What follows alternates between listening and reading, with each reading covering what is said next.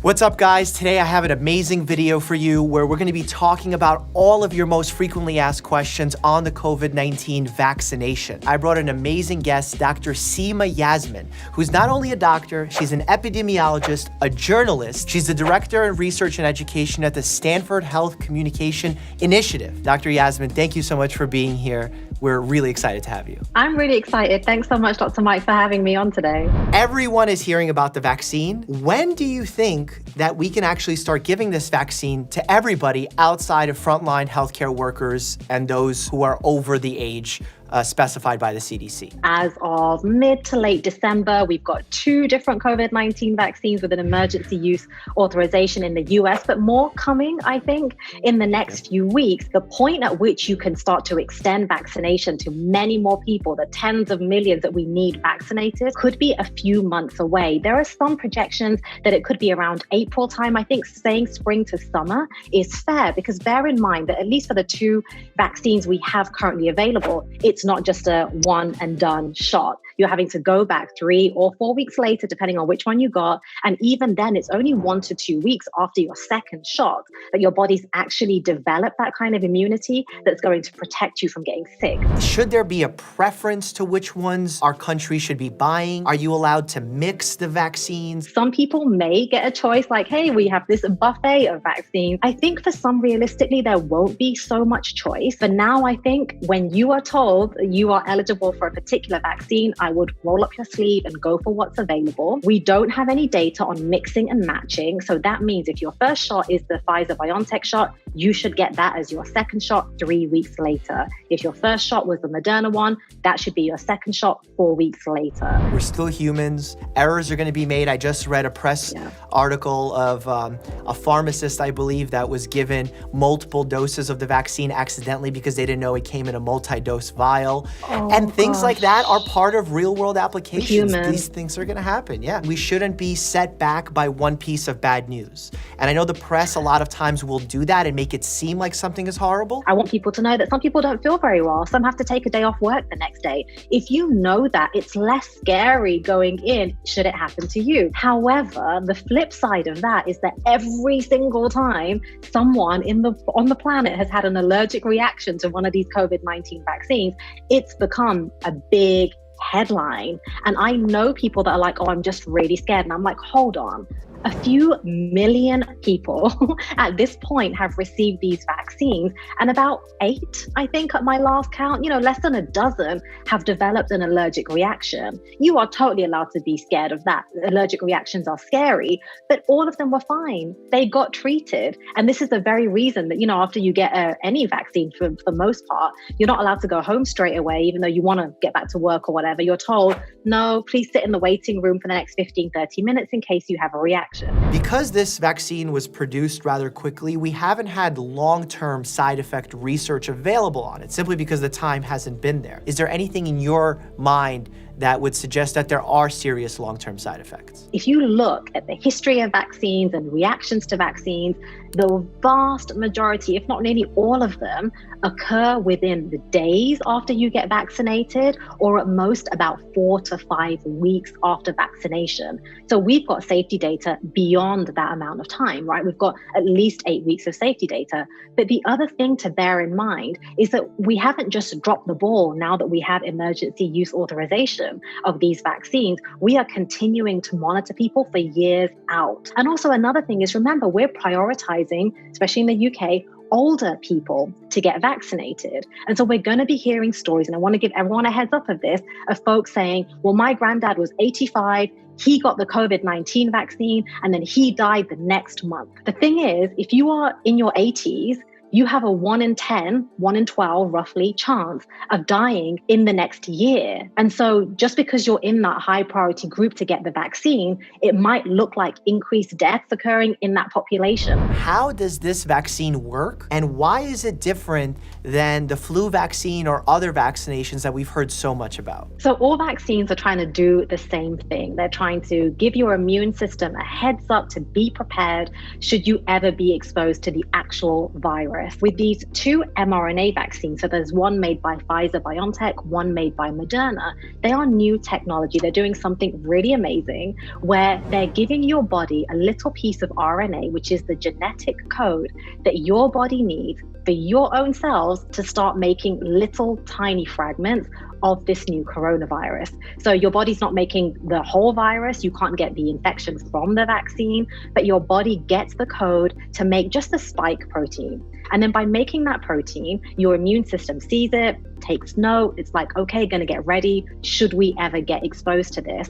In the meantime, that RNA that got injected into you from the vaccine, it disappears quite quickly. It's very fragile. Reiterating what you said, because it's so important. You're not making the full virus. So you cannot get COVID-19 by getting the vaccine. The incredible thing about these newer vaccines is that they don't contain any portion of live, weakened, or dead virus, which is how some other vaccines work. What are the ingredients of the vaccine, and are they trustworthy? Some of the questions I get asked the most are, is there anything toxic in there? And is there aluminium, or aluminum, as you would say in the US? The list actually of ingredients in these vaccines is publicly available. You can go online and see it. It's quite a short list, and there is no mercury and no aluminium in them. And the important part is just because there's a chemical name to a substance, it doesn't make it automatically bad or dangerous. And on the flip side, if something is claimed to be all natural, doesn't mean that it's all safe. How effective do we think this vaccine is going to be? Let's not talk real world. Let's talk based on the evidence we have thus far. In the clinical trials, in those phase 3 clinical trials, which was 44,000 people for the Pfizer-BioNTech trial and about 30,400 for the Moderna trial, these vaccines were found to be very efficacious. And I'll say efficacious, right, not effective, because we're talking about in a clinical trial, but around 94 to 95% efficacious. That was way more than we expected. And specifically, when we're talking about those numbers of efficacy, we're talking about the reduced likelihood of a person becoming sick with COVID-19. We're not talking about a reduced chance of getting the infection and therefore a reduced chance of spreading it to other people. That transmissibility part, that question about if I get this vaccine, am I less contagious? Unfortunately, the clinical trials we have so far did not seek to answer that question. That's something we're going to learn from the real world. How soon after we're vaccinated, both doses, are we considered protected to this 90-95%? It takes 1 to 2 weeks for your body to build up that immunity against the virus. How many people need to get this vaccine in order for it to be considered like eradicated? We think about 70, maybe 75% or so of Americans would need to be vaccinated in order for us to achieve that herd immunity that we talk about. But it's still a big chunk. We're talking about 3 out of 4 people. How much will it cost? Do I need health insurance in order to be vaccinated? No cost to individuals, whether you are insured or you are not insured. The vaccines themselves can be quite expensive. But remember, the billions it's cost to get us here, that's largely taxpayer money. So we've paid for these. Now it's the government's job to distribute them fairly and to make sure everyone who needs a vaccine can get one. What's the official recommendations for who should get this vaccine? Are there groups that we recommend shouldn't take it? So right now, I'm not seeing too many recommendations about who should be excluded from vaccination. There's some kind of gray areas, for example, around pregnant women, because unfortunately, and I think this is not great, but they weren't included in the clinical trials. And so it means pregnant women are kind of told, you can, if you want, talk to your doctor, weigh the risk of infection versus potential risk of vaccination, and then make up your mind. There's not very clear-cut guidance. The other question that comes up is, should groups who are immunocompromised not receive these vaccines? And actually, we're saying you can receive these vaccines because they don't contain the virus like some other different kinds of vaccines do. And then what about children?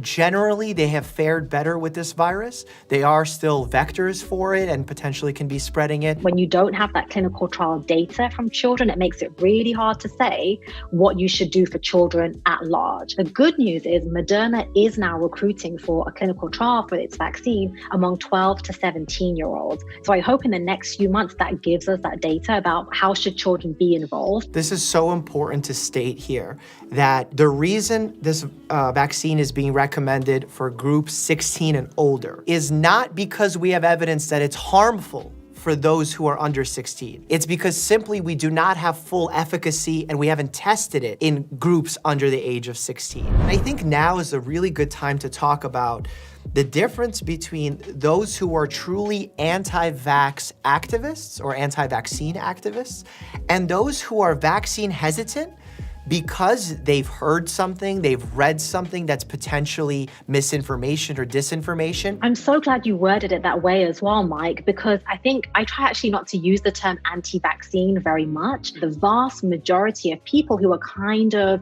a bit worried about these vaccines, they're not what people might call anti-vaxxers, they're vaccine hesitant. They're the kinds of folks who are like, yeah, my kids got all their childhood vaccines, normally get my flu shot. I'm just not too sure about these new ones. They seem to have been developed a bit quickly. Those are the people we really need to be reaching out to. And actually, specifically that question about, wait, you told me normally it takes about 10 years on average to develop a vaccine, then how could it happen in 10 months? The question should be, why does it normally take us 10 years to develop a vaccine? That's way too long. What's happened in the last 10 months is proof of what can get done, how amazing science can be done, and what achievements you get when you have international collaboration and literally tens of billions of dollars thrown at the problem. But the other piece of context is, I know this virus is brand new, but the researchers who brought us these vaccines have been working on this kind of scenario for years. So that University of Oxford group, for example, have been working on a vaccine for pandemic X, a virus potentially that comes along that is brand new. What they've been working on for a few years is how do we get 10 steps ahead of that so that when this gnarly infection arises,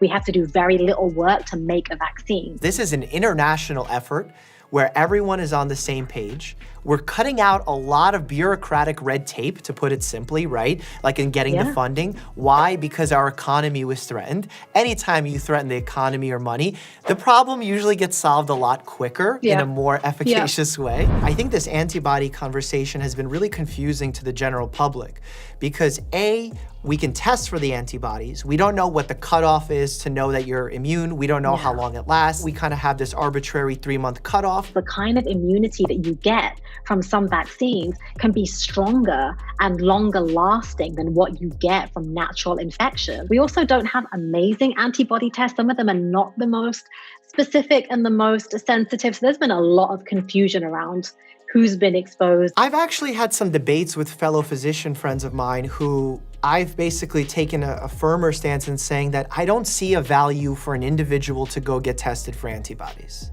Do you agree with that? I agree. Whenever you order a test, it's your responsibility to follow up on the result, med school 101, and also think about what's actionable. We don't have a full understanding yet of what level of antibodies truly confer resistance, truly confer protection against this virus. So to me, there are still many unknowns. It's interesting from like a theoretical research perspective to gather that data now. But in terms of telling a patient what to do or not to do, I don't think antibodies change that conversation. If you have questions about the vaccine, drop your questions down below. If you have any hesitations, drop them down below. I'm going to be trying to be more active in this comment section versus others because I know a lot of folks do have questions. Dr. Yasmin, thank you so much for being here, for all the work that you've done, not only with COVID-19, but all the diseases you've investigated. Where can people follow you? Where can they stay up to date? Well, thank you so much for having me on today. Folks can follow me on Twitter at Dr. Yasmin and on Instagram at Dr.semaa Yasmin. Thank you for being here. And as always, stay happy and healthy.